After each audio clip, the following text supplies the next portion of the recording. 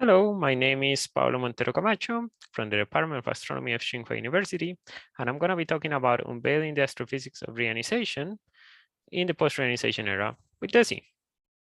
So cosmic reionization leaves some kind of thermal imprint in the intergalactic medium after it happens, and in particular that can survive for cosmological timescales. So the process of how the neutral intergalactic medium transition to the ionized, primarily ionized intergalactic medium, so cosmic ionization, happens in a very patchy way, and will leave those thermal relics that I was talking about. So the idea then is that the way the universe changes in its teenager years leaves this mark in the more senior universe that hopefully we can, for example, see with DESI and invert this arrow such that we can use that to learn about the way the universe reionizes. So this impact of reionization, this imprint really has two main players. One of them is the small scale structure. So the role of a small scale structure is kind of interesting because for example, if you have high resolution simulations capable of looking under the gene's mass prior to the passage of ionization front, you will see that the dense gas, it's heated by ultraviolet heating, but it diffuses away, right? And as does this red dense gas diffuses away from the, let's say, cosmic wave structure, then you see the underdense gas is not only going to be heated by ultraviolet heating, but also by shocks. So as is illustrated in this cartoon, this underdense gas gets basically shock heated by the shocks originated from the large scale, from the dense regions. And as a result, it raises the temperature to higher temperature than the dense regions and also compresses the underdense gas to medium density. So underdense gas is really sitting between explosions. And then this can be quantified by these statistics of the thermal evolution of the intergalactic medium. So these plots are log temperature versus log density. And in the lower panel, we see an early reionization model, so happening in the universe reionizing at redshift 10. And in the upper panel, later reionization. So the universe entirely reionizing at redshift 7. And the right column, we have redshift observation of redshift 5, and here at redshift 3.5.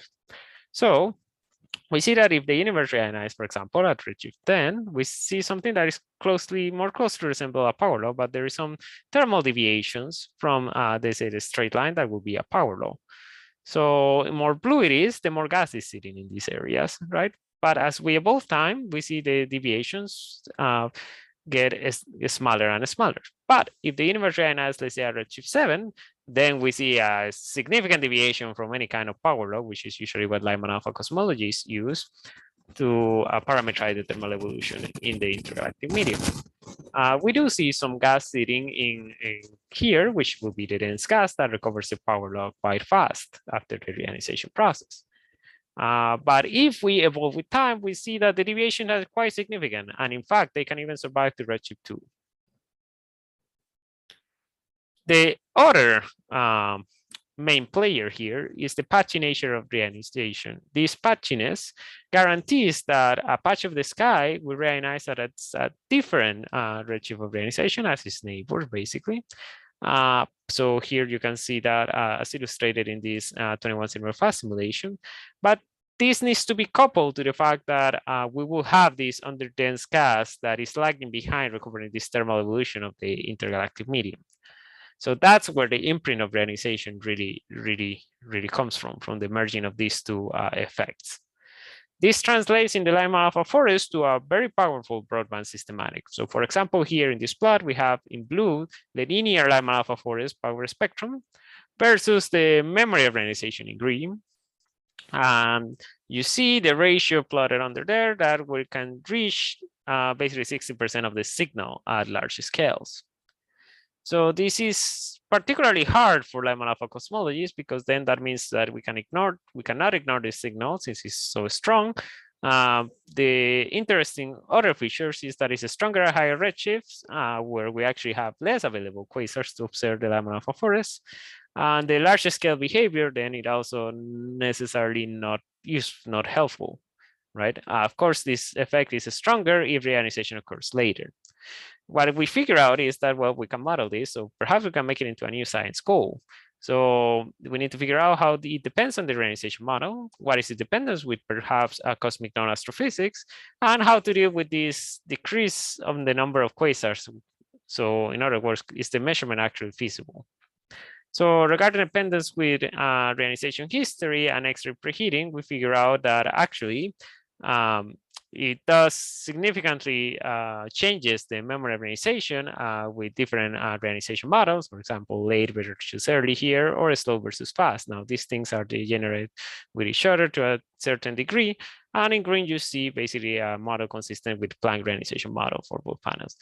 We also figure out that it's quite robust against X-ray preheating unless you photon starve the amount of X-rays. So what about feasibility? So remember, the memory reionization is stronger at high redshift here meaning redshift 4.0 for the Lyman-alpha forest, as will be seen by DESI. And number of quasar decreases with higher redshift, as is seen here by the limitations of our quasar luminosity function. So I have highlighted here in this quasar luminosity function plot where the Lyman-alpha quasars are. You see here how many they will be, where we are actually doing the BAO cosmology part of the survey, so redshift 2-ish, versus, for example, how many there are at redshift 4. But remember, this is divided by the survey area, which for DESI is 14,000 square degrees. So DESI has already measured a bunch of quasar spectra. In fact, way more than 250,000 Lyman-alpha quasars right now. So we need to be able to simultaneously constrain cosmology and epoch of reionization astrophysics under these constraints. So we use DESI specs, and in particular target the Lyman-alpha forest at redshift 2 to 4 using the three-dimensional Lyman-alpha forest spectrum, as will be seen by DESI, and did a feature forecast where we simultaneously extracted cosmology, so the amplitude of the linear matter power spectrum, and its tilt, and at the same time, the ionization efficiency and the threshold mass, and obviously also some Lyman-alpha astrophysics. So we see, interestingly, that our results are comparable, obviously worse, but comparable to what the HERA can do. And HERA is directly targeting the epoch of reionization redshifts, while we are basically looking at the imprint from data. In particular, for the ionization efficiency, we see error bar that is 1.5 times bigger for DESI. So here I'm showing you basically how DESI will be able to constrain the timeline of reionization.